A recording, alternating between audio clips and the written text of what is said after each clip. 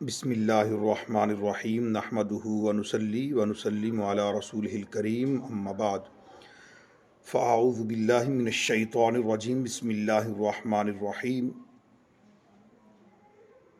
شہر رمضان الذی انزل فیہ القرآن صدق اللہ العظیم ان اللہ وملائکتہ یصلون علی النبی یا ایہا الذین آمنوا صلوا علیہ وسلموا تسلیما الصلاة والسلام علیک یا سیدی یا رسول اللہ وعلی آلک واصحابک یا رحمۃ للعالمین۔ معزز ناظرین و سامعین، السلام علیکم ورحمۃ اللہ وبرکاتہ۔ رمضان مبارک کے احترام کے بارے میں ہماری گفتگو جاری تھی۔ جس طرح ہم نے پہلی ویڈیو میں ایک مجوسی کا قصہ بیان کیا، اور آج ہم رمضان مبارک کے اندر اعلیٰ اعلان جو کھاتے ہیں اس کی سزا بھی سن لیجئے کہ اللہ رب العزت نے اس مجوسی کو نہ صرف دولت ایمان سے سرفراز فرمایا بلکہ اس کو جنت کی لازوال نعمتوں سے بھی مالا مال فرما دیا۔ تو اس واقعہ سے خصوصاً ہمارے جو غافل اسلامی بھائی ہیں، مسلمان ہیں، ان کو درس عبرت حاصل کرنا چاہیے کہ جو مسلمان ہونے کے باوجود رمضان کا بالکل احترام نہیں کرتے۔ اول تو وہ روزہ ہی نہیں رکھتے، پھر چوری اوپر سے سینہ زوری کہ روزہ داروں کے سامنے ہی سگریٹ پی رہے ہیں، کاش لگا رہے ہیں، پان چبا رہے ہیں، حتیٰ کہ بعض اتنے بے باک ہوتے ہیں کہ سرعام پانی پی رہے ہیں، بلکہ کھانا کھاتے بھی نہیں شرماتے۔ یاد رکھیں، فقہاء اکرام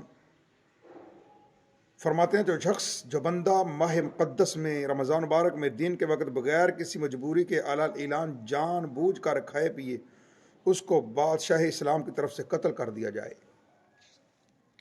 کہ جب روزہ خوروں کی دنیا میں اس قدر سخت سزا تجویز گئی ہے، اب حاکم وقت کی یہ ذمہ داری ہے کہ وہ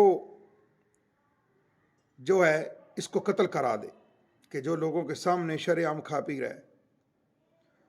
تو اب یہ دنیا کی سزا اسے قتل کر دیا جائے تو سوچیں آخرت کی سزا کتنی دردناک ہولناک ہوگی، تباہ کن ہوگی۔ اے میرے مسلمان بھائی، ہوش کر۔ کب تک اس دنیا میں ہم گل چھرے اڑاتے رہیں گے؟ کیا آپ کو مرنا نہیں ہے؟ اس دنیا میں ہمیشہ اسی طرح دھنتاتے پھریں گے؟ آپ اسی طرح زندگی گزار دینی ہے؟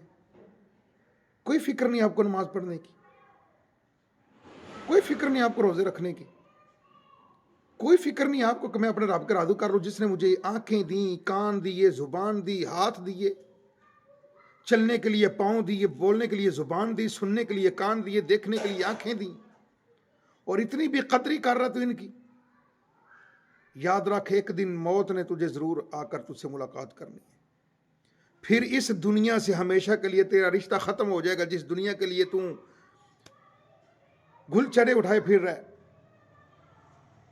اذان ہو رہی ہے، اس کا کوئی احترام نہیں، نماز ہو رہی ہے، باہر گانے چل رہے ہیں، مسجد میں اذانیں ہو رہی ہیں، باہر موبائل چل رہے ہیں۔ تو پھر جب موت تجھ سے ملاقات کرے گی، یہ دنیا سے رشتہ تیرا ختم، پھر تیرا نرم و ملائم جو گدا ہے اس سے تجھ کو اٹھا کے تجھے مٹی کے اندر جا کے سلا دیا جائے گا، اور اس طرح ہر طرح کے سامان سے جو آراستہ پراستہ کمروں سے نکال کر تجھے اندھیری قبروں کے اندر پہنچا دیا جائے گا۔ پھر پچھتانے کے علاوہ کچھ ہاتھ نہیں آئے گا۔ ابھی موقع ہے، گناہوں سے سچی توبہ کر لیجئے اور نماز اور روزہ کی پابندی کر لیجئے، تو انشاءاللہ اللہ سے معافی مانگیے، اللہ بڑا مہربانی فرمائے گا اور آپ کی توبہ کو قبول فرما لے گا۔ تو اس لیے میں کہتا ہوں، کر لے توبہ، رب کی رحمت ہے بڑی، کر لے توبہ، رب کی رحمت ہے بڑی، قبر میں ورنہ سزا ہوگی کڑی۔ تو اللہ تعالی ہمیں یہ جو شرعام ہم رمضان کی بے حرمتی کر رہے ہیں، اللہ تعالی ہمیں اس سے بھی بچائے اور ہمیں اللہ تعالی روزہ رکھنے کی بھی توفیق عطا فرمائے۔